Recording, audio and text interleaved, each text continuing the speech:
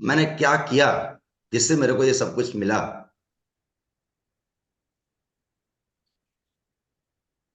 Use the product and promote the product. ये सिर्फ दो चीजें मैं किया इस इंडस्ट्री में। मैंने प्रोडक्ट को यूज किया और प्रोडक्ट को प्रमोट किया। और कुछ बहुत ज्यादा यहाँ था नहीं। एजुकेशन लेने के लिए सिस्टम की तरफ से मेरे को मिल ही रही थी, मेरे ग्रेट मेंटर से एजुकेशन मेरे को मिल रही थी, बहुत सारी रिकमेंडेड बुक से मेरे को एजुकेशन मिल रही थी। मैं सिर्फ प्रोडक्ट को यूज किया एंड उन प्रोडक्ट को प्रमोट किया जो काम मैं पहले से कर रहा था। और सिर्फ इन्हीं दो कामों ने मेरे को सक्सेसफुल बना दिया। How to work and how to promote, ये मेरे को समझ में आया कि आखिर आपको काम करना कैसे है, आखिर आपको प्रमोट करना कैसे है। तो सबसे पहली चीज जो इस इंडस्ट्री से मैंने सीखी, there is no option to work. काम करने का कोई ऑप्शन नहीं है।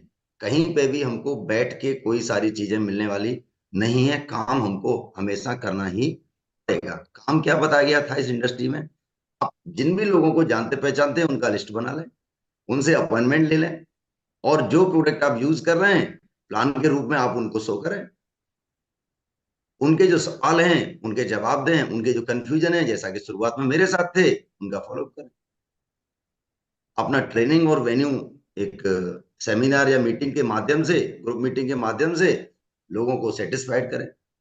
ये मेन काम थे और इस काम के लिए हमको कहीं जाना नहीं था। हम आराम से इजीली कर सकते थे क्योंकि लोगों को हम पहले से जानते हैं, लिस्ट हमारे पास पहले से होती है, हम अपॉइंटमेंट पहले से भी लेते हैं, हम लोगों से पहले से भी मिलते हैं। ये बेसिक से काम मेरे को लगे। एक एग्जाम्पल यहाँ जैसा कि मैं बताना चाहूंगा कि एक राजा था, उसने बोला कि सारे बड़े बड़े लोग जितने भी एजुकेटेड लोग हैं वो एक अपना बुक लिख के लेके आए। और एक इतनी बड़ी बुक लिख गई अपने एक्सपीरियंस के आधार पे कि उस बुक को लेके आने के लिए गाड़ी लगा। राजा ने आदेश दिया कि यार ये तो ज्यादा बड़ी हो गई, छोटी करके लेके आओ, सिर्फ एक छोटी सी बुक चाहिए। जब वो फिर कई सालों बाद बुक बना के लेके आए तो फिर राजा को लगा यार ये भी ज्यादा बड़ी हो गई, लोगों के लिए आसान कर दो कि लोग आसानी से समझ जाएं। लास्ट में उस बुक को कन्वर्ट किया गया, कई साल मेहनत करने के बाद उस बुक पे है।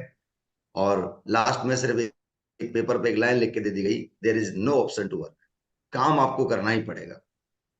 और ये सारी चीजों से मैंने सीखा कि ये सारे काम करने से हमारी सफलता हमारे जीवन में आ सकती है। Two most important part of my success and your success, मैं ये जरूर बताना चाहूंगा, upline is not your upline. इस इंडस्ट्री में अपलाइन हमारी लाइफलाइन है।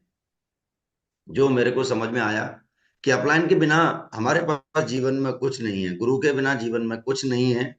और दूसरा चीज मेरे को समझ में आया, सिस्टम से बड़ा इस दुनिया में कुछ नहीं है। अगर आप सिस्टम को ब्रेक करेंगे तो आप कभी भी किसी भी जगह पे सक्सेसफुल नहीं हो सकते। सिस्टम सबसे बड़ी पावर है, सबसे बड़ी चीज है। सिस्टम का होना अत्यंत आवश्यक है हमारे जीवन में, हर चीज में, एंड अपलाइन का होना। और इन दोनों के प्रति, अपलाइन के प्रति एंड सिस्टम के प्रति, आई हैव टू सबमिट।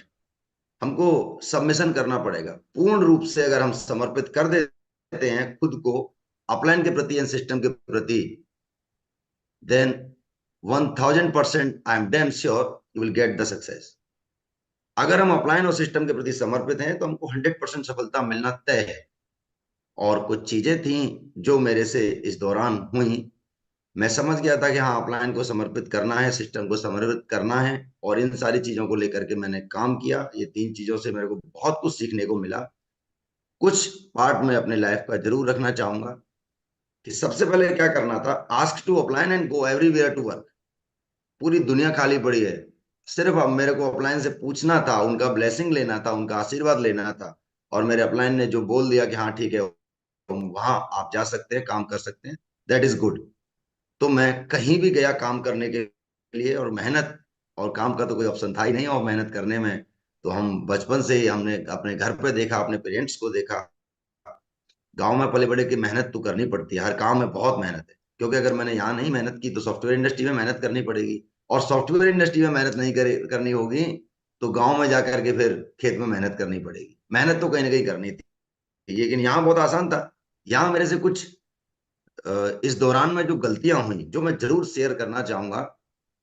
अक्सर हम मेरे से भी हुई, और मैं नहीं चाहूंगा कि मेरे जो आने वाले साथी हैं या मेरे जो भाई मेरे को पूरे हिंदुस्तान से आज सुन रहे हैं, उनसे इस तरह की मिस्टेक हो। मैं शुरुआत से ही काम किया। मेरे को सबसे पहले मौका मिला हरियाणा जाने का, मैंने वहां जाके काम किया। फिर मेरे को मौका मिला राजस्थान जाने का, मैं वहीं जाके रहा और वहीं जाके काम किया। फिर मुझे मौका लगा महाराष्ट्र जाने का, मैं महाराष्ट्र गया, वहीं रहा, वहीं काम किया। फिर मेरे को मौका मिला झारखंड जाने का। मैं गुरुजी से पूछा अपने ग्रेट मेंटर से कि माऊरी वहां मैं जा सकता हूँ? माऊरी बोले जाओ, काम हो जाएगा, अच्छा जगह है, बढ़िया काम होगा। उसके बाद मैं बिहार गया, यूपी गया, दिल्ली एनसीआर गया।